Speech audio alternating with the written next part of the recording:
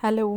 இந்த வீடியோ எதுக்குன்னா, நான் இதுக்கு முன்னாடி ஒரு போஸ்ட்டில் சொல்லியிருப்பேன், நான் ஃபேன் ஆர்டர் போட்டிருக்கேன் அப்படின்னு சொல்லிட்டு. அந்த ஃபேன் வந்து இன்றைக்கி டெலிவரி ஆயிடுச்சு. இதுதான் அந்த ஃபேன். எவ்வளோ பெருசாக இருக்குன்னு பாருங்கள். இதை இப்போ நம்ம ஓப்பன் பண்ணி பார்க்க போகிறோம். ஒரு கத்தியை எடுத்து இப்போ வந்து பார்சலை ஓப்பன் பண்ணிகிட்ருக்கேன்.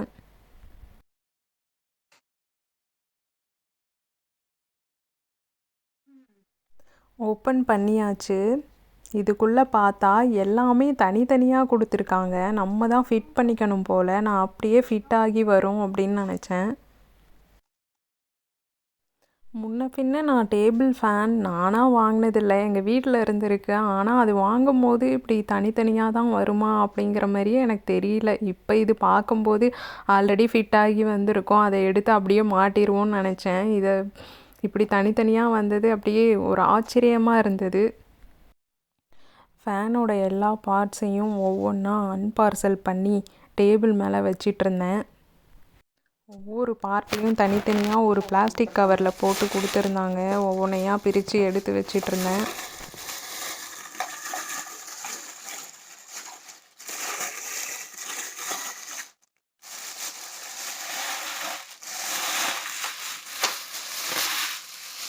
அடுத்து இதை ஃபிட் பண்ணுறதுக்கான இன்ஸ்ட்ரக்ஷன் கொடுத்துருப்பாங்கல்ல, அதை தான் தேடிட்டு இருந்தேன். ஒரு வழியாக கிடச்சிருச்சு. அதை எடுத்து எப்படி ஃபிட் பண்ணுறது அப்படின்னு சொல்லி படிப்போன்னு பார்த்துட்ருந்தேன். டேபிள் மேலே வச்செல்லாம் இதை ஃபிட் பண்ண முடியாது. அதனால் கீழே தரையில் எல்லாத்தையும் எடுத்து வச்சுட்டு அப்படியே உக்காந்துட்டு அந்த இன்ஸ்ட்ரக்ஷனை படிச்சிட்ருந்தேன், எப்படி ஃபிட் பண்ணுறது அப்படின்னு சொல்லிட்டு. அந்த இன்ஸ்ட்ரக்ஷனில் அது ஒரு பெரிய புக்லெட் மாதிரி இருந்தது. எல்லா லாங்குவேஜ்லேயும் இருந்திருக்கும் போல். அதில் இங்கிலீஷை தேடி கண்டுபிடிச்சி அது இன்ஸ்ட்ரக்ஷன் எங்கே கொடுத்துருக்காங்க அப்படின்னு பார்த்தா அதில் ஒரு 6 இமேஜை போட்டிருக்கு. 6த்துக்கும் நம்பர் 1 2 3ன்னு போட்டு அதுக்கு கீழே இன்ஸ்ட்ரக்ஷன் கொடுத்துருக்காங்க. ஆனால் ஒன்றுமே புரியல. ரொம்ப நேரமாக என்னடா பண்ணுறோம் அப்படின்னு சொல்லிட்டு பார்த்துட்ருந்தேன். அட்லீஸ்ட் இந்த ஃபேனோடைய அந்த முன்னாடி பின்னாடி இந்த 2 பார்ட்டுமாவது ஃபிட் பண்ணியிருக்குன்னு பார்த்தா அதுவுமே தனித்தனியாக தான் இருந்தது. அதையே எடுத்து பார்த்துட்ருந்தேன். ஃபஸ்ட்டு வந்து அதையே ஃபிட் பண்ணணும் போலன்னு சொல்லிவிட்டு அது 2யும் க்ளோஸ் பண்ணி ஃபிட்லாம் பண்ணிட்டேன். அதுக்கப்புறமா தான் பார்த்தா அங்கே ஒரு ஸ்டாண்டு தனியாக நிற்கிதே, நம்ம இதை அது கூட இல்லை ஃபிட் பண்ணோம் அப்படின்னு சொல்லிட்டு. இதுதான் அந்த முன்னாடி பார்ட்டையும் பின்னாடி பார்ட்டையும் ஃபிட் பண்ணது. இது எப்படி இப்போ ஓடும்? எந்த அளவுக்கு எனக்கு அறிவு வேலை செஞ்சுருக்குன்னு பாருங்கள். அதுக்கப்புறமா இதில் ஒரு நெட்டு போல்ட்டெல்லாம் கொடுத்துருந்தாங்க. இதை எங்கடா மாட்டுறது அப்படின்னு சொல்லிட்டு அதையும் எடுத்து வச்சு பார்த்துட்ருந்தேன்.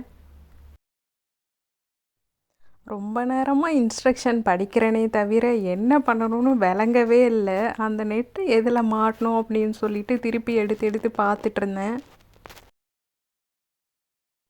அங்கே என்ன தெரிகிறது அப்படிங்கிற மாதிரி இருக்குல்ல, புக்குக்குள்ளே போயிட்டு படிச்சுட்டு இருந்தேன் இன்ஸ்ட்ரக்ஷன்ஸை. இப்போ என்ன பார்க்குறேன்னா, அந்த ஸ்டாண்டுக்குள்ளே மாட்டுறதுக்கு இந்த காத்தாடிக்குள்ளே ஒரு ஹோல் இருக்கணும்ல, அது இல்லை. எங்கடா அது, இதை எங்கே மாட்டுறது அப்படின்னு சொல்லிட்டு பார்த்துட்ருந்தேன். அதுக்கப்புறமா இன்றைக்கி நம்ம ஃபேனை ஃபிட் பண்ண மாதிரி தான், நம்ம ரூமில் ஃபேன் ஓடின மாதிரி தான் அப்படின்னு நினச்சிட்டு யாருக்காவது கால் பண்ணுவோமா, யார்கிட்ட கேட்குறது அப்படின்னு யோசிச்சும் பார்த்துட்ருந்தேன். யாரை போய் கேட்குறதுனும் தெரியலை, யாருக்கு கால் பண்ணுறதுனும் தெரியல. அதனால் சரி நம்மளே ஏதாவது பண்ணுவோன்னு சொல்லிட்டு நானே பார்த்துட்ருந்தேன். அதுக்கப்புறமா தான் பார்த்தேன், சரி அந்த ஸ்டாண்டை நிற்க வைக்கிறதுக்கு கீழே ஒன்று கொடுத்துருக்காங்க இல்லையா, அதை முதல்ல ஃபிட் பண்ணுவோம் அப்படின்னு சொல்லிட்டு அதை ஃபிட் பண்ணேன். இதை ஃபிட் பண்ணி முடிச்சுட்டு தான் மற்றதெல்லாம் எடுக்கணும் போல். அப்போ தானே இது க்ரிப்பாக நிற்கும். இதையே நான் ஒரு 1/2 மணி நேரம் கழித்து தான் கண்டுபிடிச்சேன். அதுக்கப்புறமா இது வேலைக்கு ஆகாதுன்னு சொல்லிட்டு யூடியூப்பில் போயிட்டு டேபிள் ஃபேனை ஃபிட் பண்ணுறது எப்படின்னு சொல்லிட்டு வீடியோ பார்த்துட்டு வந்தேன். அந்த வீடியோ வந்து இந்த கம்பெனியோடைய எக்ஸாக்ட் வீடியோ கிடையாது, வேறு ஏதோ கம்பெனி தான். ஆனால் ப்ரொசீஜர் மோராரில் சிமிலராக தானே இருக்கும். அதனால் அதை பார்த்துட்டு அதுக்கப்புறமா வந்து எல்லாத்தையும் தனித்தனியாக பிச்சு போட்டு மாட்டலாம் அப்படின்னு சொல்லிட்டு மாட்டிகிட்டு இருந்தேன். இந்த ஸ்டாண்டில் வந்து 2 ஸ்க்ரூ மாதிரி இருந்தது. அதை 2யும் ஃபஸ்ட்டு கழட்டணும். கழட்டிட்டு இந்த ஃபேனுடைய ஒரு பார்ட்டை வந்து அதில் மாட்டிட்டு அதை டைட் பண்ணணும். அதை தான் பண்ணிகிட்ருந்தேன். நானும் அதை திருப்புன்னு திருப்பிகிட்டே இருக்கேன். சுற்றிக்கிட்டே இருக்குது. எவ்வளோ நேரம் தான்டா டைட் பண்ணுறதுன்னு சொல்லிட்டு அது கடைசியாக அது இதுக்கு மேலே என்னை சுற்ற முடியாது, என்னை விட்டுருன்னு அதை சொல்கிற வரைக்கும் வெயிட் பண்ணி ஃபுல்லாத்தையும் செம்ம டைட்டாக சுற்றி விட்டுட்டேன். என்கிட்ட ஸ்க்ரூ டிரைவர், ஸ்பேனர் அந்த மாதிரி எந்த டூல் கிட்டும் இல்லை. என்னோடய கை தான் எல்லாமே அடங்கிய ஒரு டூல் பாக்ஸ். அதை வச்சு தான் எல்லாத்தையும் பண்ணிகிட்ருந்தேன்.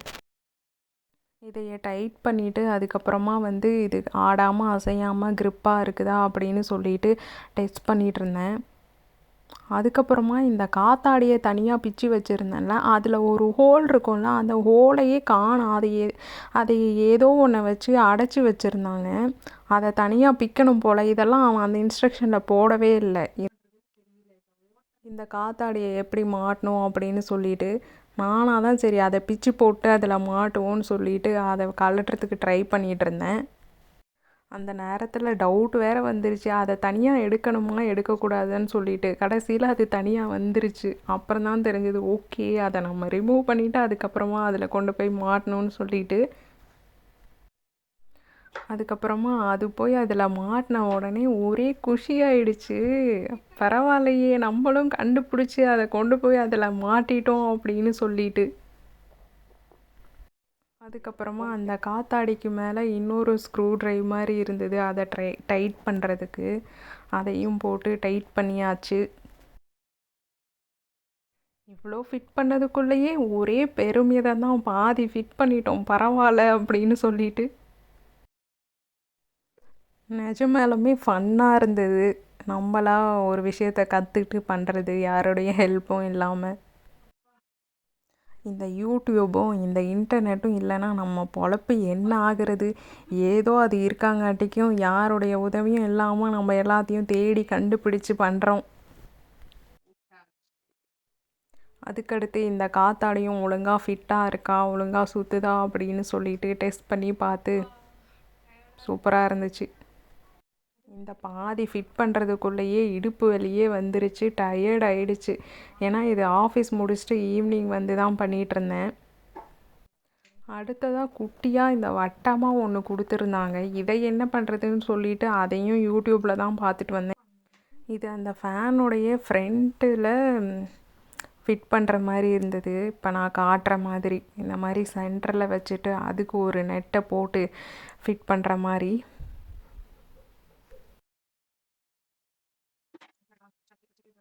அதை கரெக்டாக இந்த மாதிரி சென்டரில் வச்சுட்டு அடுத்த பக்கத்தில் இருந்து அந்த நெட்டை போட்டு டைட் பண்ணணும். நான் இப்போ பண்ணுற மாதிரி. ஓகேவா?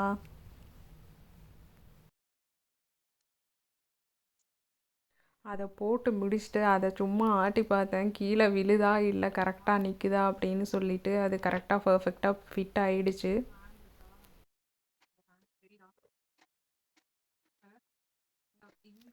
இப்போ இதை கரெக்டாக வச்சு மூடணும். மூடிட்டு கீழே ஒரு போல்ட்டை போட்டு அதை டைட் பண்ணணும். அது வந்து அந்த பின்னாடி பக்க பார்ட்டுக்கும் முன்னாடி பக்க பார்ட்டுக்கும் ஒரு ஹோல் இருக்கும். அந்த ஹோல் ரெண்டும் கரெக்டாக வர்ற மாதிரி ஃபிட் பண்ணணும். அது ரொம்ப நேரமாக ட்ரை பண்ணிகிட்டே இருந்தேன். அந்த 2 ஹோலையும் ஜாயின் பண்ணவே முடியல. ஒரு 10-15 நிமிஷமாக ட்ரை பண்ணி கடைசியாக ஒரு வழியாக 2 ஹோலையும் ஒரு இடத்துல கொண்டு வந்தாச்சு.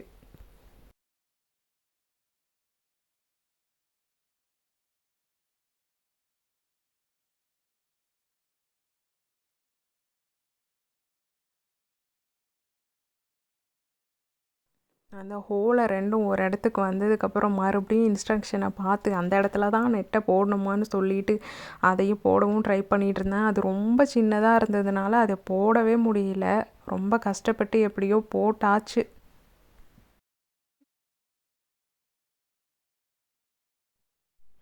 ஒரு வழியாக ஃபேனை அசம்பிள் பண்ணி முடிச்சிட்டேன். ஒரு பெரிய போராட்டத்துக்கு அப்புறம் ஒரே ஜாலியாக போயிடுச்சு. அதுக்கப்புறமா எப்படி சூப்பராக இருக்குது பாருங்கள். குட்டியான ஃபேன் தான். அதுக்கப்புறமா அதை கொண்டு போயிட்டு டேபிள் மேலே வச்சு ப்ளக் பாயிண்டில் மாட்டிட்டு ஆன் பண்ண உடனே அப்படியே சில்லுன்னு காற்று வீசுச்சு பாருங்க. 7 மாதம் ஆகுது நான் வந்து ஃபேன் இந்தியாவில் இருக்கும்போது ஃபேன் கீழே படுத்து தூங்குனது. இங்கே வந்து 7 மாதமாக ஃபேனே இல்லை, அப்படியே அட்ஜஸ்ட் பண்ணிட்டு இருந்துட்டேன். இப்போ திடீர்னு ஒரு 4-5 நாளாக வெதர் வந்து செம்ம ஹாட்டாக இருக்குது, 31 டிகிரி. நான் வேறு டாப் ஃப்ளோரில் இருக்கிறதுனால ஹீட் அப்படியே என்னோடய வீட்டில் வந்து இறங்குது. என்னால் இருக்கவே முடியல. சரி ஓகே ஃபேனை வாங்கிடுவோன்னு அதை ஆர்டர் போட்டு அதுக்கப்புறமா அதை ஃபிட் பண்ணி அந்த ஃபேன் ஓடும்போது அவ்வளோ ஹாப்பியாக இருந்துச்சு. ஒரு விஷயம் ரொம்ப நாளாக இல்லாமல் இருந்து அது கிடைச்சாதாங்க அதோட அருமை என்னன்னு தெரியுது. ஈஸியாக எது கிடைச்சாலும் அது பெருசாக தெரியறதில்ல.